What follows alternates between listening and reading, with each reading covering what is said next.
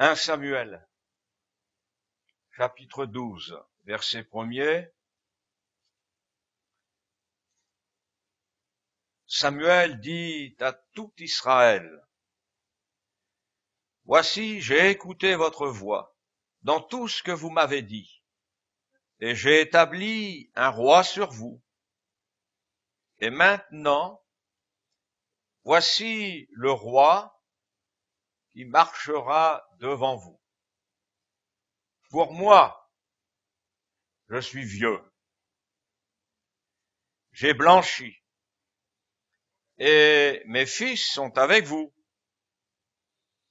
J'ai marché à votre tête depuis ma jeunesse jusqu'à ce jour. Me voici. Rendez témoignage contre moi, en présence de l'Éternel et en présence de son oint. De qui ai-je pris le bœuf et de qui ai-je pris l'âne? Qui ai-je opprimé et qui ai-je traité durement? De qui ai-je reçu un présent pour fermer les yeux sur lui? Je vous le rendrai. Ils répondirent: Tu ne nous as point opprimés et tu ne nous as point traités durement et tu n'as reçu de la main de personne. Nous arrêtons là notre lecture.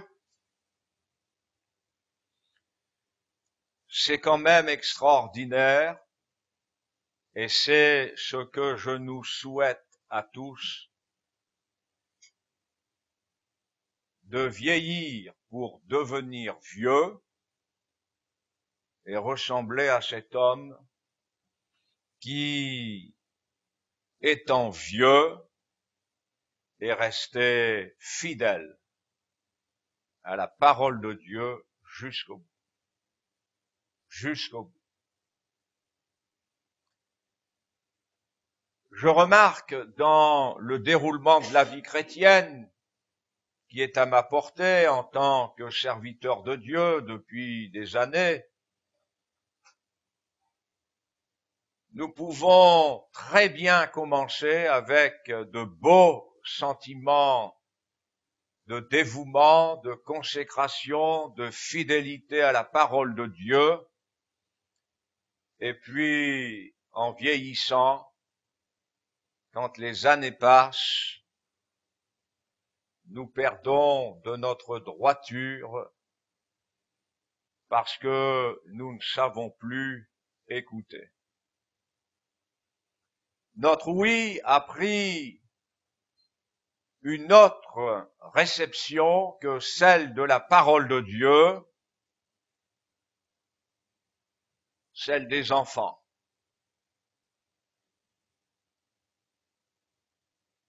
Souvent, ce qui nous fait changer dans notre consécration, n'est pas forcément l'esprit du monde directement, mais par l'intermédiaire des fils, des filles selon la chair. On a vu des personnes qui aimaient Dieu sincèrement et changer de sentiment à l'égard de Dieu sous l'influence de l'enfant. Vous savez ce que dit la Bible? Malheur au pays dont le roi est un enfant. Et je crois, je n'ai pas choisi ce message en pensant à vous d'une manière particulière, mais ce message est venu sur mon cœur dans ma communion de serviteur avec le Seigneur pour ce matin. Et je crois sincèrement qu'il y a des choses à revoir et même d'une manière urgente. Que la parole de Dieu qui nous est annoncée, qui est annoncée dans ce lieu, n'est pas un moment pour meubler un culte ou une réunion. C'est, je l'espère, pour chacun d'entre nous, toujours un moment où le Saint-Esprit doit nous parler de la part de Jésus. Tout ce que nous entendons qui est inspiré du Seigneur, c'est Jésus qui l'a voulu. Il a missionné le Saint-Esprit, et pourvu que nous ne ressemblions pas au fils de Samuel, qui s'était rangé du côté du plus grand nombre, du côté de la mode, du côté de l'état d'esprit du moment. Et nous savons que dans l'Église de Jésus-Christ, il y a même jusqu'à des antéchrists qui sont sortis du milieu de nous. Et comme Jésus l'a dit, il nous faut veiller. Veiller non pas sur les autres, mais sur notre propre vie, sur notre écoute, en sachant veiller sur notre écoute, nous garderons cette communion avec le Saint-Esprit, avec la parole de Dieu saine, pour être capable d'écouter les autres et de juger avec l'Esprit de Christ, pour garder les sentiments que la parole de Dieu est aussi capable de juger. Ne l'oublions pas, frères et sœurs, tous les sentiments que nous nourrissons sont aussi soumis au jugement de la parole de Dieu. Si Samuel s'est adressé de cette manière à ces hommes, il dira, j'ai écouté votre voix. Voici, j'ai écouté vos paroles. Nous le savons, la réputation de Samuel a été celle qui met en évidence, parle, car ton serviteur écoute. Et du début jusqu'à la fin, frères et sœurs, jusqu'à nous fermions les yeux, nous sommes serviteurs. Que le Seigneur nous garde de nous servir de sa parole, de vivre une vie chrétienne avec nos propres raisonnements, à l'écoute de la parole du Seigneur tel un serviteur. Mon oreille se sanctifie, mon être entier peut être conduit par l'Esprit dans toute la vérité, parce que j'ai gardé cette saine écoute. Je le dis, au milieu de nous, il y a de ceux qui ont une voix qui est plus celle de la voix d'un étranger que de la voix que seules les brebis peuvent entendre, discerner pour suivre le maître. Vous vous souvenez ce que dit Jésus? Mes brebis. C'est pas seulement qu'elles entendent sa voix, mais elles connaissent. Elles savent faire la différence entre la voix d'un étranger et la voix du Saint-Esprit. Ces hommes qui ont voulu un roi, ils ont voulu beaucoup plus de souplesse, de largesse, d'espace pour vivre avec Dieu. Mes frères et sœurs, sincèrement, si nous faisons partie de ceux qui croient que de vivre la vie de Dieu demande beaucoup d'espace, nous nous trompons. Nous nous trompons. Jésus l'a enseigné, de telle sorte qu'à un moment donné, même ce prédicateur merveilleux, ce prédicateur unique, va entendre de la part de ses disciples, cette parole est dure. Qui peut l'entendre? Et quand ils ont voulu partir, Jésus a dit à ceux qui restaient, vous n'avez pas envie de partir avec eux? Parce que Jésus n'avait pas l'esprit large, vous savez. Et pourquoi? Parce que le salut, c'est sérieux, frères et sœurs. Travaillez à votre salut avec crainte et tremblement. Le salut, il n'est pas jusqu'à ce que je devienne vieux, comme un vieux religieux, comme un vieux qui ne connaît plus la voix de Dieu, comme un vieux qui est devenu aveugle. Il tombera sur sa tête, il mourra, il sera jugé. Le salut, c'est pour entrer dans l'éternité, c'est pas parce qu'un jour je suis passé par les eaux du baptême. Ce n'est pas parce qu'un jour j'ai demandé pardon au Seigneur. Il y en a combien qui sont passés par ces étapes extraordinaires, merveilleuses, qui pour ma part ont marqué ma vie tous les jours jusqu'à mon dernier souffle. C'est ce que je souhaite de tout mon cœur et de tout mon être entier.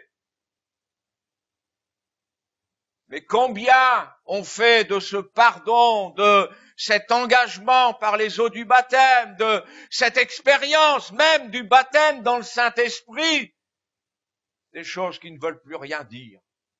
On a cessé d'écouter. Dès la première fois où Samuel va voir le Seigneur se présenter à lui, ce n'est pas pour entendre des encouragements, ce n'est pas pour entendre celui qui a l'esprit large, pour lui parler d'une manière universelle des choses spirituelles et chacun prend ce qu'il veut. Mais ce jeune Samuel, qui était un pré-ado, va entendre parler de choses dures. Vous vous rappelez ces paroles qu'il a entendues pour écouter Dieu? Dieu lui parle de ces jugements qu'il va faire tomber sur la maison de celui qui lui en fait voir le service, qui lui enseigne comment se comporter dans la maison de Dieu, qui lui-même lui a dit, il faut que tu écoutes, Et lui, ça faisait longtemps qu'il n'écoutait plus. Et ça faisait longtemps que le jugement de Dieu était tombé sur lui. Et le Seigneur a révélé à cet enfant ce qu'il allait faire dans la maison d'Élie. Mais ce serait un scandale pour certains qui sont dans cette salle de dire des choses pareilles à un enfant de 10, 12 ans. Une enfant de 5 ans a dissocié à ses parents au sentier. Je me demande pourquoi je suis venu au monde à 5 ans. Et nous, en vieillissant, on n'a même pas besoin d'être atteint par l'Alzheimer. On est déjà devenu pratiquant d'une débilité ou captif d'une débilité parce qu'on ne sait plus écouter. Si je sais écouter la voix de Dieu, alors je saurai écouter ceux qui égarent le peuple de Dieu. Samuel fait ce constat qu'il assume, mais pas comme une victime. Ce qui est terrible, c'est de voir des parents qui sont devenus des victimes devant leurs jeunes gens. Samuel est droit. Samuel est debout. Mes fils sont avec vous, mais pour autant, je ne serai pas de votre côté. Pour autant, voici la voix du Seigneur. Voici le résultat que le Seigneur a fait dans ma vie. Dites-moi un reproche. Faites-moi savoir un manque de droiture. Personne ne pouvait rien dire. Quand on est à l'écoute du Seigneur, le Seigneur nous enseigne. Le Seigneur établit ses fondements dans notre vie et nous évitons de courir à tout vent de doctrine. Et je dis, frères et sœurs, que dans nos assemblées, ceux qui parlent comme ceux qui étaient avec les fils de Samuel ou comme les fils de Samuel, ce sont des fausses doctrines, ce sont des vents contraires au vent de l'esprit, ce sont des forces qui ne sont pas voulues par le Seigneur sortant de sa nature, de sa personne. Les forces que nous avons par Jésus nous maintiennent dans la parole. Non seulement elle nous guérit de nos maladies, elle nous délivre de nos frayeurs, de nos torpeurs, mais aussi de la mauvaise voie, des mauvais penchants, des mauvais sentiments. Aujourd'hui, vous avez des chrétiens, ils sont capables d'être membres d'une assemblée, ils sont capables d'être inscrits sur le registre de l'assemblée, mais ce sont des étrangers parce qu'une mentalité étrangère à la vie de Dieu. Et l'assemblée que Jésus dirige par le Saint-Esprit, eh bien, je vais vous dire une chose. Le monde, quand il nous regarde, nous sommes sectaires. Et il faut pas avoir peur de ça. Surtout pas aujourd'hui encore. Nous sommes des illuminés. Nous sommes durs. Parce que nous suivons Jésus. Et ceux qui ont l'esprit large, ce sont ceux qui font entrer dans la vie de Jésus, dans leur propre vie, et là autour d'eux, même dans la mentalité de leurs fils, l'esprit du monde, l'esprit du diable. Frères et sœurs, c'est sérieux, parce que c'est une question de salut. C'est pas une question d'ambiance, c'est pas une question d'épuration, c'est une question de sanctification. J'écoute. Et parce que j'écoute, je saurai ce que c'est que d'aimer pour servir le Seigneur avec cet amour qu'il nous a demandé. Rappelons-nous ces paroles. Avant que le Seigneur nous demande de l'aimer, il dit à Israël, écoute. Écoute, Israël, l'Éternel, notre Dieu est le seul éternel. Et c'est après qu'il dit, tu aimeras l'Éternel, ton Dieu, de tout ton cœur, de toute ton âme, de toute ta force.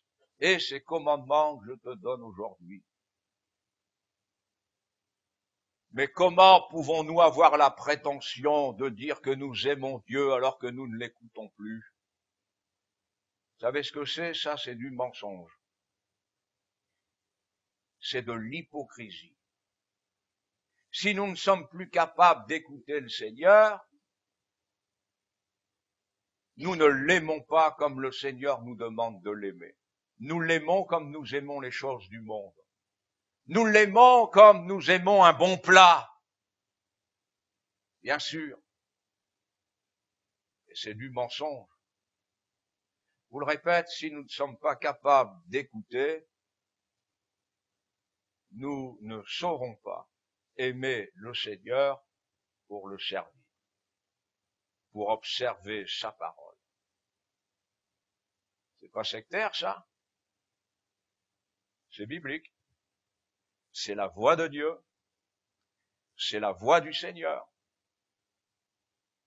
Mais quand on n'est pas sectaire, on aime tout. Mais on aime aussi le Seigneur. Combien de fois j'ai écouté ceux qui quittaient l'église, qui s'en allaient dans le monde, qui s'en allaient à cause d'une fille, à cause d'un garçon. Mais j'aime le Seigneur. J'aime le Seigneur. Ben oui. Et j'aime aussi le péché. Eh bien, c'est cela la réalité. Mais c'est pas aimer Dieu comme Dieu nous demande de l'aimer. Aimer Dieu comme Dieu nous demande de l'aimer, nous en avons des exemples dans la parole de Dieu, et ce ne sont pas les anges qui sont cités en exemple, ce sont des hommes de la même nature que nous, notamment Samuel pour nous ce matin, qui lui n'a pas suivi ses enfants, il n'a pas suivi ses fils. Pour lui, c'était pas la réussite des enfants, c'était pas l'épanouissement des enfants. Pour lui, c'était la parole de Dieu, grandir dans les voies de Dieu, servir avec droiture, servir parce que c'est le Dieu unique, c'est le Dieu qu'il faut aimer de la bonne façon, de la bonne manière. C'est une question de salut, et nous le savons. Quand nous aimons Dieu comme nous aimons le monde, nous sommes perdus, nous sommes sur la voie de la perdition. Nous allons contester, nous allons dire c'est pas vrai, mais si, c'est vrai, tu n'es pas libre. Voilà une preuve, tu n'es pas libre. Jésus a rencontré ces gens qu'on peut rencontrer dans nos églises encore, parce que pour moi il est question de prêcher pour l'église, je prêche pas pour ceux qui sont absents. Mais Jésus va dire à ces hommes qui détenaient la loi à leur façon, avec un esprit très très large, il va leur dire, si vous demeurez dans ma parole, alors vous serez réellement libres, parce que vous connaîtrez la vérité, c'est la vérité qui nous rend libres. C'est pas nos raisonnements. Oh, il y a bien des années de cela avant que je sois au chantier. J'avais une sœur dans l'église, c'était la seule musicienne, la seule sur qui nous pouvions compter pour se mettre au piano, et nous avions un piano, et on avait droit au piano seulement quand elle était là, sinon on chantait tous les cantiques sans musique. Tant mieux s'il y a de la musique, avec des gens consacrés, avec ceux qui écoutent la parole de Dieu, évidemment. Alors cette sœur, elle, venir aux réunions de semaine, oh là là, venir le dimanche après-midi, oh là là, venir pendant l'émission, le dimanche matin. Le dimanche matin. Voilà, vous avez des chrétiens, c'est le dimanche matin. C'est quoi ce qu'il y a de particulier le dimanche matin? Parce que, je vous assure, les bonnes réunions de semaine, qu'est-ce qu'on se fait du bien, hein? La présence du Seigneur, on l'écoute, là. Qui pense que le Seigneur, le dimanche matin, il a mis son costume, et en semaine, il a les baskets. C'est plus intéressant d'être là le dimanche matin, quoi. Mais si encore c'était tout le dimanche, c'est même pas tout le dimanche. Et puis cette sœur savait bien, sans qu'on lui fasse le reproche, hein, elle était de plus en plus mal à l'aise. Et puis un jour, on ne l'a plus revue, je suis allé la voir, je lui ai dit, mais on vous voit plus. Et elle a commencé par me faire un signe avant de parler. Un peu comme le langage des sourds. Elle m'a fait ça. Vous savez ce que ça veut dire, ça? Ah, vous avez compris, vous comprenez, vous? Ah oui. J'ai dit, mais pourquoi tu te crois enchaîné? Elle dit, non, je suis pas libre, moi, je veux venir quand je veux. Ben, j'ai dit, c'est ce que tu fais. C'est ce que tu fais. Elle dit, oui, mais je sens bien que. Alors elle est partie, avec son mari. Comment pouvons-nous penser que le Seigneur nous enchaîne à notre instrument, nous enchaîne aux réunions? Mais je vais vous le répéter, Jésus a dit ceci. Et vous n'avez pas envie de partir? Si ma parole vous gêne, partez. Suivez-les. Mais il y en a quand même qui sont, avec la conversion, plus intelligents que les autres. Ils ont compris. Mais à qui irions-nous, Seigneur? Tu as les paroles de la vie éternelle. Alléluia. C'est ça notre dimension de vie à nous. Nous sommes là et nous avons les paroles de la vie éternelle. Mais quel bonheur d'être un affranchi. Et quand on est un affranchi, c'est pour une bonne raison. Et pourquoi la parole de Dieu demeure en nous? Pourquoi elle habite, elle reste, elle est implantée? C'est ce que ça veut dire. Non pas la parole de Dieu demeure en nous parce que j'ai ma Bible, il y a mon nom dessus, de temps en temps je la lis. Non, elle est dans notre être, dans notre esprit, sur nos mains, comme l'a voulu le Seigneur. Liez-la sur vos mains. Mais vous en avez, c'est resté quelque chose de physique. Du moment qu'elle est posée pas loin d'elle, c'est comme si elle était sur les mains, puis de temps en temps on pose la main dessus. Ouais, non mais, il y en a, c'est comme ça. Alors j'ai pris l'avion pour aller en Israël, et puis je me suis retrouvé à côté d'un juif. C'est normal, hein, on va en Israël, il y a plus de juifs. Et à un moment donné, je l'ai vu, il a sorti une lanière, il a commencé à s'attacher comme ça. Il a mis un petit livre, et puis j'ai compris que j'étais à côté d'un religieux, quoi. Puis il a mis sa petite boîte dessus, puis son châle, et puis il a commencé à faire ça à côté de moi. Voilà, on a des chrétiens comme ça dans nos églises. Mais enlevez les lanières, enlevez votre étiquette, et ouvrez le cœur. Alors Jésus, c'est formidable parce qu'ils ont compris le message. Quand Jésus leur a dit, si ma parole demeure en vous, et pourtant la Bible dit que plusieurs crurent en lui, et c'est à eux que s'est adressée cette forme de croyance, mais qui est vraiment une croyance diabolique. Mais diabolique. Pourquoi? Parce qu'on se sert des choses de Dieu pour être du côté du diable. Parce que ils ont compris. Mais nous sommes libres. Nous sommes des fils d'Abraham.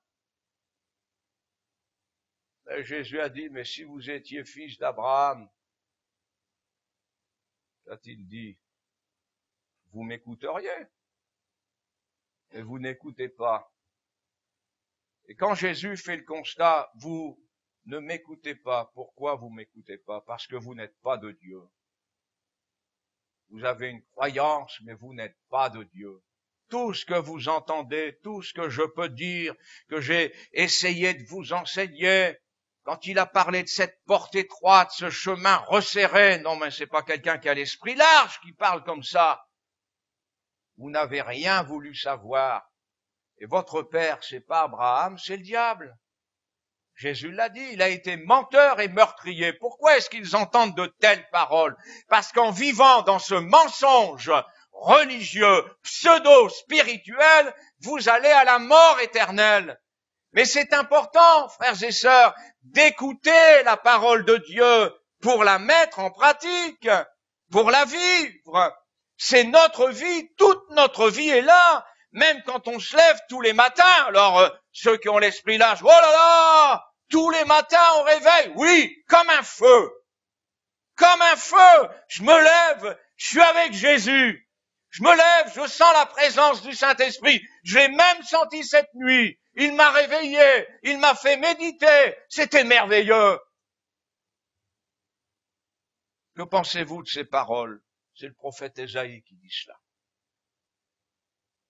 Il éveille chaque matin, il éveille mon oreille pour que j'écoute comme écoutent des disciples. Et le verbe éveiller qui est employé, c'est chaque matin, il met le feu dans mes oreilles. C'est beau. Chaque matin, ça bouillonne. Chaque matin, mon cœur, je sais pas ce qui va m'attendre. Je sais pas ce que je vais affronter. Peut-être même que c'est une journée qui démarre mal parce que je sais ce que je vais vivre. Je sais ce qui m'attend. Mais c'est incroyable. Il y a un feu en moi. Vous savez, comme Jérémie. Jérémie disait, mais si je dis, je ne parlerai plus de lui, il y a comme un feu dans mes os. C'est impossible. C'est impossible. C'est ça la vie chrétienne. Mais des jeunes gens, des enfants ont besoin de cette vie pour ne pas faire comme les fils de Samuel Samuel a eu l'exemple devant lui des fils d'Élie. C'étaient des pervers.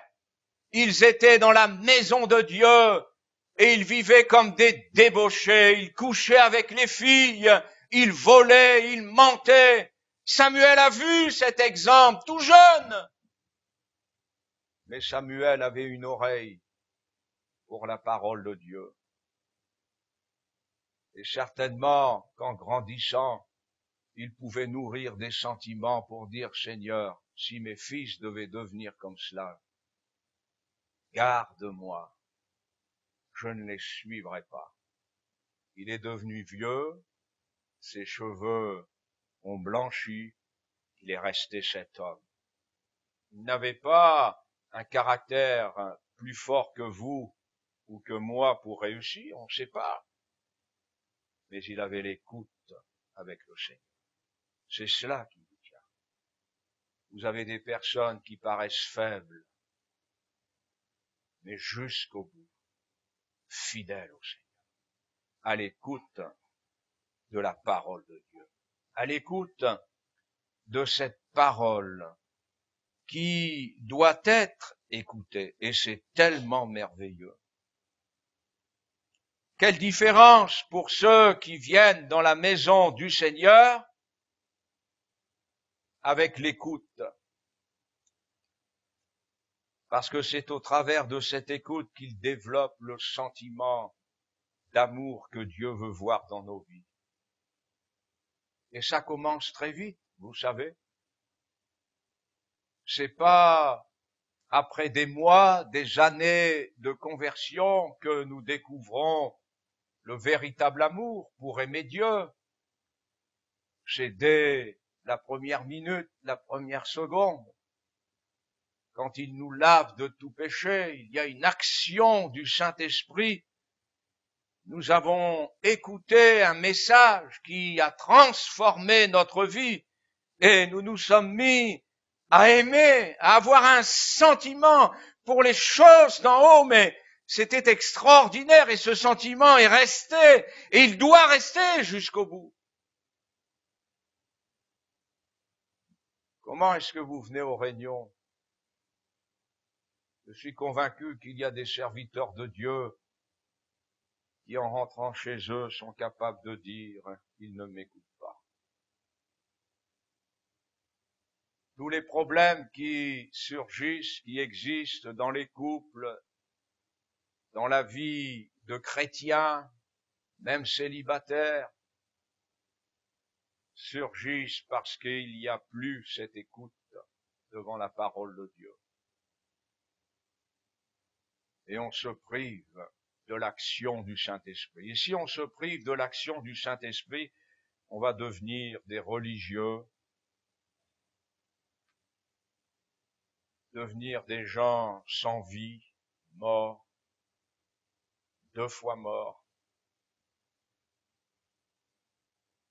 plus de révélation. On peut nous enseigner sur la doctrine de la Bible avec celle du salut, celle du Saint-Esprit, des dons spirituels, il n'y a aucune résonance. Parce que tu es mort.